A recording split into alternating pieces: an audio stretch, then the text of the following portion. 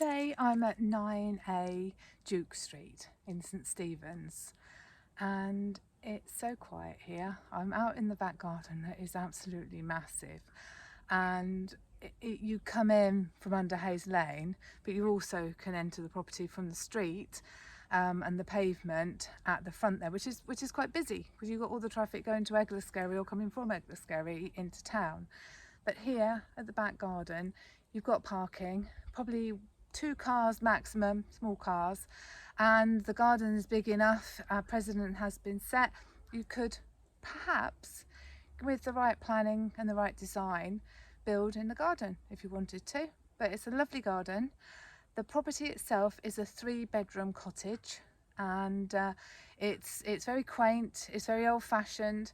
You could modernise it if you wanted to, or you could just leave it just as it is and just enjoy a simple life. There is a shower room, and also downstairs you've got a kitchen, breakfast room. And there's a huge shed that you can't see in the picture here, but you will when you watch the video, that's currently used as a studio for a sculptor. So there's plenty of options here. If you'd like to find out more, watch the video, then please do book a viewing.